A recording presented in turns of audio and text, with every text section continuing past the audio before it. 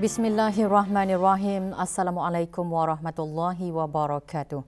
Industri pembangunan memainkan peranan penting dalam pembangunan ekonomi negara Brunei Darussalam dan merupakan penyumbang terbesar kepada hasil negara. Perkara itu ditekankan oleh Menteri Pembangunan semasa mewakili negara dalam mesyuarat Menteri-Menteri China ASEAN mengenai pembinaan yang diadakan pada 16 September lalu di Nanning, Republik Rakyat China. Yang Berhormat Datuk Seri Setia Awang Haji Muhammad Juanda bin Haji Abdul Rashid juga menggariskan pencapaian signifikan yang telah dicapai oleh sektor pembinaan di negara ini di samping menekankan pentingnya untuk mengambil kira teknologi inovatif dan kemampanan alam sekitar dalam pembinaan perumahan awam. Mesyuarat meluluskan inisiatif Nanning, satu dokumen yang mencerminkan aspirasi menteri-menteri yang bertanggungjawab dalam bidang pembinaan dari negara-negara ASEAN dan Republik Rakyat China untuk mengembangkan kerjasama dalam bidang perumahan dan pembangunan bandar dan desa. Terdahulu, Menteri Pembangunan mengadakan mesyuarat bersama Tuan Yang Terutama Lan Tian Li, Pengerusi Wilayah Autonomi Guangxi Chuang. Kedua-dua belah pihak membincangkan potensi untuk mengembangkan pelaburan perdagangan dan ekonomi, kerjasama perindustrian dan pertukaran antara rakyat. Manakala semasa mesyuarat bersama Tuan Yang Terutama Ni Hong, Menteri Perumahan dan Pembangunan Bandar Desa Republik Rakyat China, kedua-dua pihak membincangkan peluang baharu untuk mengukuhkan lagi hubungan melalui pertukaran amalan terbaik dan peningkatan kapasiti dalam pembinaan perumahan awam.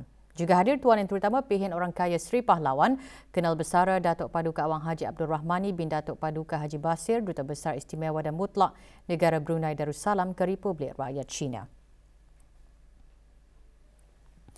Program Seeds for the Future SFTF 2023 dirasmikan kemarin sebagai langkah penting dalam memajukan pendidikan berteraskan teknologi terkini di negara ini. Dianjurkan oleh Huawei Technologies, Brunei sedang berhad dengan kerjasama Fakulti Teknologi Islam, Universiti Islam Sultan Sharif Ali UNISA. Program dirasmikan di Dewan Auditorium UNISA. Program selama 8 hari itu meliputi teknologi, inovasi, perbincangan mengenai topik-topik terkini, pertukaran budaya dan penyertaan dalam projek Tech for Good. Perasmiannya disempurnakan oleh Yang Berhormat Datin Seri Setia Dr. Dayang Hajar Romaiza binti Haji Muhammad Saleh, Menteri Pendidikan. 35 pelajar dari pelbagai institusi pengajian tinggi menyertai program yang bertujuan memupuk bakat, semangat dalam bidang ICT dan menyumbang kepada kemajuan industri ICT tempatan. SFTF 2023 antaranya berperanan sebagai platform untuk melahirkan individu berpendidikan dan sangat terlatih seiring dengan objektif Wawasan Brunei 2035. To pursue my career in New York University, Shanghai.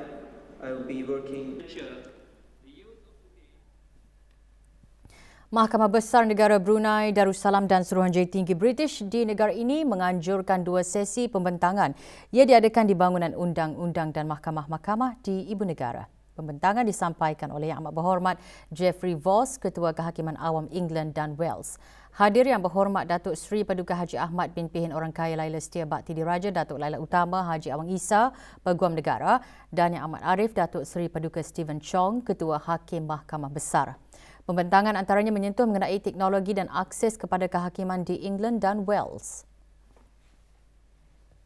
The past. And I think that's very important, and I have led by example. 5 years ago, I gave up using any kind of paper for any.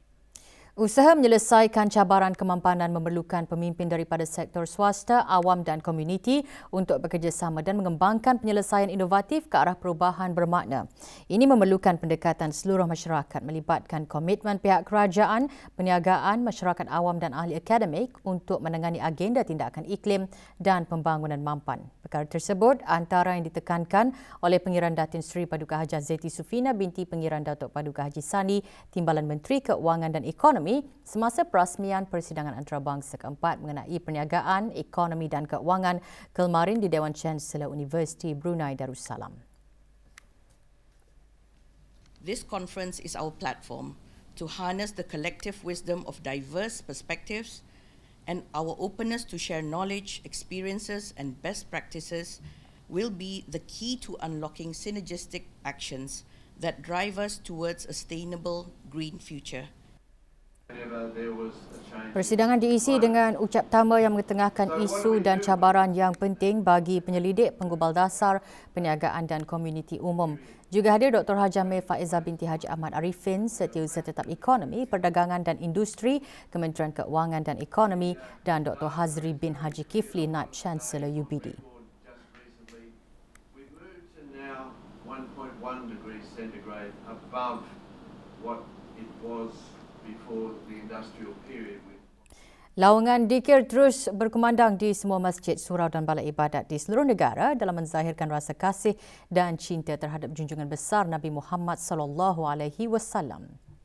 Rombongan Kementerian Hal Ehwal Agama lewat petang kemarin mengadakan majlis Ihya Maulidur Rasul sempena sambutan Maulud Nabi Muhammad SAW diadakan di Masjid Ar-Rahim, Kampung Bukit Panggal, daerah Tutong. Mengetuai rombongan Awang Haji Muhammad Rosli bin Haji Ibrahim, Setiausaha Tetap Kementerian Hal Ehwal Agama.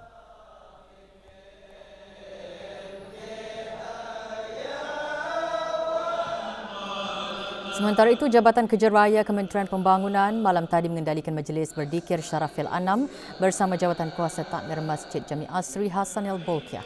Majlis dimulakan dengan bacaan surah Al-Fatihah yang diketuai oleh Jurutera Awang Haji Amir Hishamuddin bin Pihin Orang Kaya Amar Pahlawan Datuk Seri Setia Haji Zakaria, Setiausaha Tetap Infrastruktur Perumahan dan Profesional Kementerian Pembangunan. Majlis berlangsung di Jami'ah Sri Hasanil Bolkiah, Kampung Kiarong.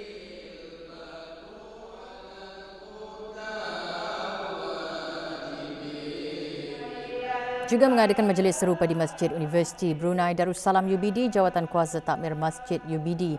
Majlis dimulakan dengan bacaan surah Al-Fatihah beramai-ramai dipimpin oleh Dr. Haji Azman bin Ahmad, Setiausaha Tetap Pengajian Tinggi Kementerian Pendidikan.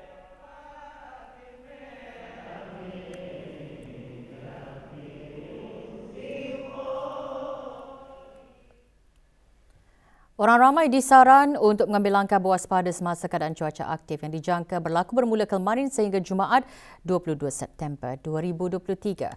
Hujan lebat dan berpetir dijangka berlaku sekali-sekala dengan kelajuan angin kencang boleh meningkat sehingga 45 km sejam atau dekat hujan lebat. Risiko banjir kilat terutamanya di kawasan-kawasan rendah dan mudah banjir serta kawasan berdekatan tebing sungai semasa hujan lebat berterusan dan semasa kejadian air pasang.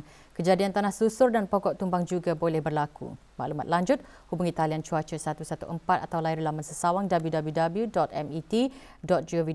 dan Instagram atau Facebook Brunei Weather.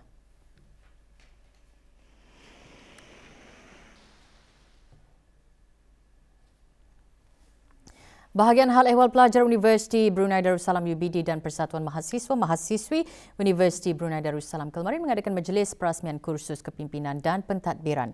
Kursus bagi Majlis Perwakilan Pelajar 2023-2024 diadakan di The Core UBD.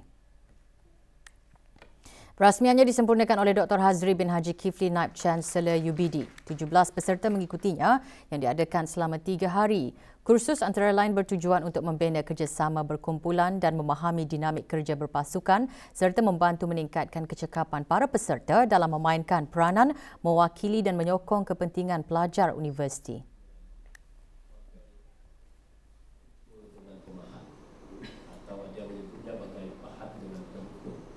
Kedua-dua pahat dan pengukur. Bagi menggalakkan ahli-ahli pertubuhan warga emas untuk membaca Al-Quran dan khatam Al-Quran, program dinamakan Sekali Datang Satu Muka Surat iaitu SK1MS dilancarkan kemarin. Acara diadakan di Ibu Pejabat Pertubuhan Warga Emas, Brakas. Pelancarannya disempurnakan oleh Awang Haji Hardi Fadilah bin Haji Muhammad Saleh, pemangku Timbalan Setiausaha Tetap Kementerian Hal Ehwal Agama. Acara diisi dengan bacaan dikir Syarafil Anam sempena Maulud Nabi Muhammad SAW dari ahli-ahli pertubuhan berkenaan. Juga hadir Awang Haji Abu Bakar bin Haji Muhammad Don yang di-Pertua Pertubuhan Warga Emas.